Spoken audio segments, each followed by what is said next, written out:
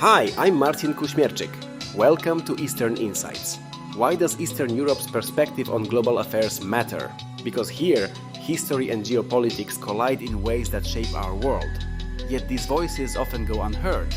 This podcast bridges this gap. Each episode translates in-depth analysis from my Polish YouTube channel, Polityka Zagraniczna, which means international politics. For the last few years, this platform has dissected foreign policy, security, and the forces shaping Eastern Europe. Using AI tools like 11 Labs, we adapt these nuanced insights into English, preserving their depth while making them accessible to all. Whether we're unpacking Russia's latest moves, EU debates, or security challenges in Central Europe, our mission is simple: to foster informed dialogue by sharing Eastern Europe's untold stories. If you're curious about the world beyond headlines, subscribe now. Join me as we decode the complexities of global affairs, one Eastern European insight at a time. Thanks for tuning in.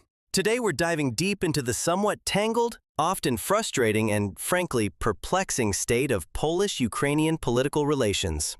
Now, let's be clear up front. Poland absolutely does not want a Russian victory in this war. That's why there's continued support for Ukraine, and why Poland keeps pushing to maximize Western involvement in stopping this Russian imperial expansion, which we all know about.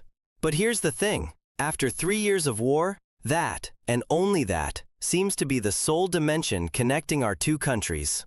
All those grand announcements about tightening political ties, they ended up just being announcements. Joint plans for building up defense industries? Well, we're watching those agreements being signed, but not with Poland. Instead, Ukraine is signing with Germany, France, Sweden, or the Czech Republic. And those problematic historical issues? The ones that were weighing on these relations years ago, they're still causing problems today. It's a sort of political marasmus, if you will. Nothing seems to change. First, let's hit you with a few quotes to set the scene.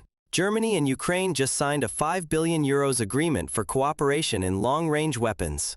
This deal really signals a deepening of German-Ukrainian defense ties, with Berlin committing to joint development of arms systems and financing critical infrastructure. Meanwhile, the French Ministry of Defense approached Renault about the possibility of drone production.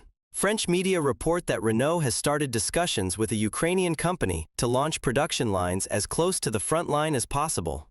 Interestingly, these machines aren't just for the Ukrainian army, they're also planned for the French. Currently, the French land forces have about 3,000 drones, but Ukraine plans to use over 4.5 million this year alone. And then there's the Czech Republic, launching an ammunition production line in Ukraine. The Czech Armed Forces Company, Czechoslovak Group, and the Ukrainian company Brontechnica are in the final stages of preparing a joint production line for 155mm artillery ammunition on Ukrainian territory. According to the military portal, this project is key to increasing Ukraine's independence in ammunition supply, aligning with NATO standards. That same portal also mentions plans for joint production of strategic weapons by Lithuania and Ukraine. And honestly, I could go on and on with quotes like this. One of the most important, if not the most important assets the Ukrainian state possesses today, especially given its very difficult situation, is its wartime experience and its growing technological and production capabilities in the arms industry, particularly drones. Seriously, every major player, and many minor ones too, is interested in cooperating with Ukraine in this area right now. And we're not just talking about some vague letters of intent or symbolic gestures, signaling that maybe one day we'll build something together. No, we're already at the stage of constructing concrete projects and production lines. But intentional letters? Those are being signed by Poland with Ukraine. Yet, in this incredibly important and crucial area for the future, armaments and defense, there's nothing concrete. This specific vital area, or lack thereof in Poland's case, really mirrors something much broader. It reflects the state of political relations at the highest level between Poland and Ukraine. After all those hugs between Presidents Duda and Zelensky, all we really have left are the photos. In recent years, it's fair to say that the absence of intensity in this political relationship is a direct reflection of the overall state of affairs between Poland and Ukraine. On the other hand, it could also be argued that in the last several months of Andrzej Duda's presidency, he's been far less active in shaping Polish foreign policy. And you have to admit, he's been pretty good at Europe.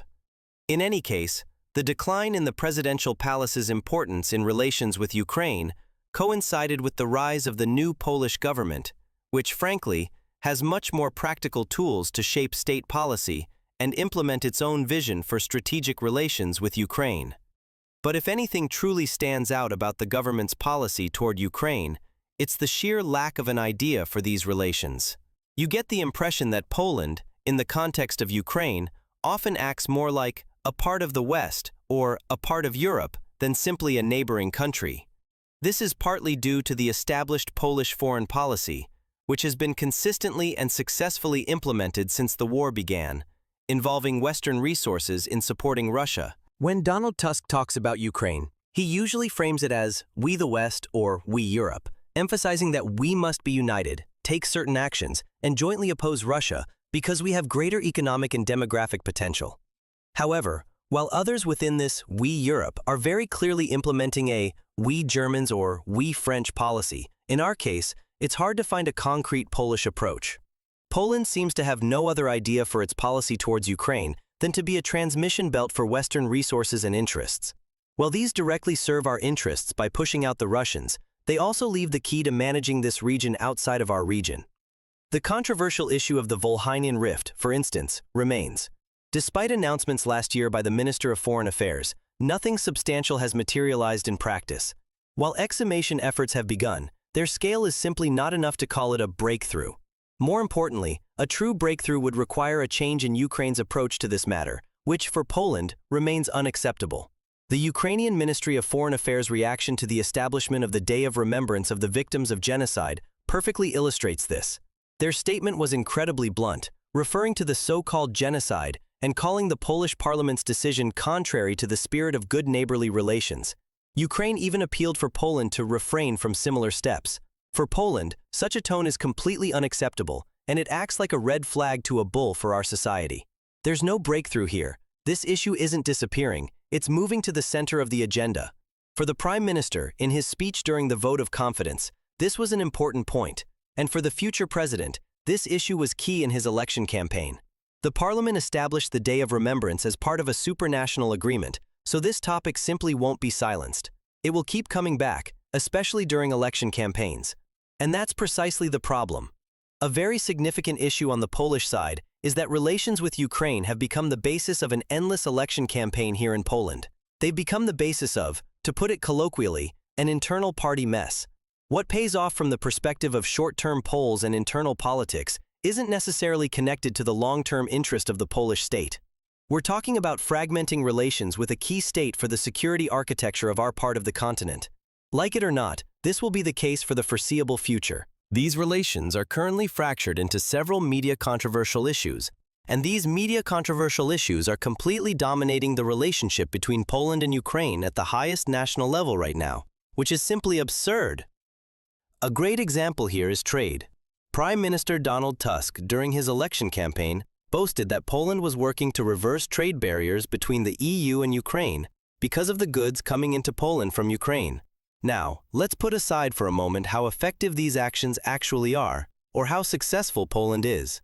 For a moment, let's abstract from that. It all fits into, I think, a common view in Polish society that this is what the trade relationship between Poland and Ukraine is really about, that Ukrainians are flooding us with their goods, our market is suffering, and we're losing on this trade. Now, of course, absolutely nothing to diminish the losses of Polish farmers.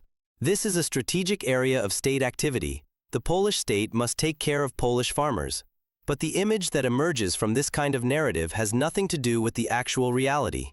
Because the broader picture of trade between Poland and Ukraine is that between 2021 and 2024, Polish exports to Ukraine actually increased by 92%. We sell goods to Ukraine with almost 3 times more value than Ukrainians sell to us. We had 36 billion zlotys in international trade with Ukraine in 2024 alone. Donald Trump, using the logic we hear from the White House today, would say we're beating Ukraine. Trade with Ukraine is simply profitable for us. These are facts, they cannot be denied.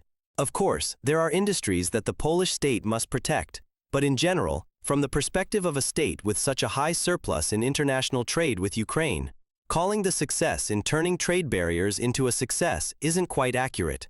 But saying today that trade with Ukraine is something that is simply profitable for us, that's politically risky, because political opponents can immediately seize on it and claim someone is condemning Polish agriculture to death. But is it possible to conduct the politics of a serious state this way?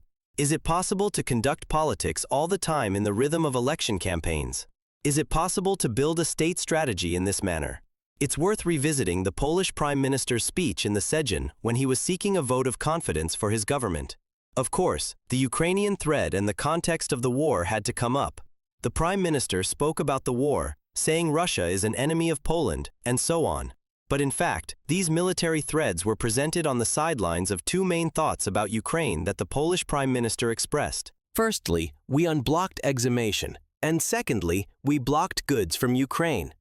Now, setting aside for a moment whether that truly happened and how it will unfold in the future, is this really how we can manage relations with Ukraine moving forward?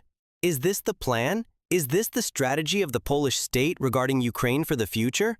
Hello, the elections are over. At some point, the time must come when foreign policy and the very essence of this topic isn't just instrumentally used to gain points on the internal political scene, to please this or that social group. We have no elections ahead of us for the next 2.5 years. We can actually focus on something more than just pleasing one voter group or another. We can focus on, for example, state strategy, on truly important management from the point of view of our future relations. Relations between states, of course, consist of thousands of interactions at the level of various institutions, politicians, businesses, and society. So it's not like nothing is happening, because many people and institutions could feel overlooked by such an assessment. It's only on this highest, most important level, which is, however, essential for truly significant steps, where we evidently have this marasmus. Nothing is happening here. There is no other idea than to be a part of Europe that is dealing with something. Ukrainians, despite many words of brotherhood, clearly don't treat us as a serious partner. And we seem to be doing everything to show that we really don't want to become such a serious partner, that we don't see ourselves in that role. Another point is that Ukrainians seem to assume, from the very top, that Poland, because of how it perceives the Russian Federation, will always strive to maximize Western support in containing Russia. It will always hold this position or that position in relation to Russia. That's why Ukraine uses arms contracts, economic cooperation, and certain raw material contracts to pay for these political relations, to buy these political relations, which may be more frivolous. But on one hand, this is understandable. It's about buying favoritism for their cause and engaging external resources more in their favor. On the other hand, it's also linked to risk. The risk is that a country with a different risk assessment regarding the Russian Federation, a country outside our region, might behave differently at a critical, truly important moment, a moment Ukraine itself experienced in 2022. Now, all the mistakes, missteps, stumbles, and neglect on the Ukrainian side, disapproving, sometimes even arrogance in managing relations with Poland, that list of Ukrainian mistakes could be enumerated at length. But to be honest, what pains me much more is what's happening on the Polish side. This great emptiness. Because what is the Polish idea for our bilateral relations with Ukraine? Ukraine should be a means by which Poland gains new tools, new opportunities in both the economic and security spheres. And that's simply not the case today. If you momentarily detach yourself from the current political or social context, if you look at the map of Europe and consider the strategic options facing our region, a region that has been manipulated for hundreds of years by stronger centers outside this part of the continent, then it's a clear and obvious conclusion that it would be worthwhile to establish some form of cooperation here. Some form of cooperation to gain tools that would give us a stronger bargaining position in relations with both Russia and the Western world, or even within the Western world. For nations located between the old Europe and Russia, it should be a natural policy to develop our own tools to assert ourselves in this narrow space, crushed by the interests of powers. Meanwhile, Poland seems to be simply content with the position of a transition belt for Western influences and Western interests. We seem to believe that this will sufficiently secure our interests. And Ukraine, it seems, doesn't view Poland as a truly strategic partner. All of this means that the keys to our region, the keys to managing our region, remain outside our region, and it doesn't seem likely to change in the near future.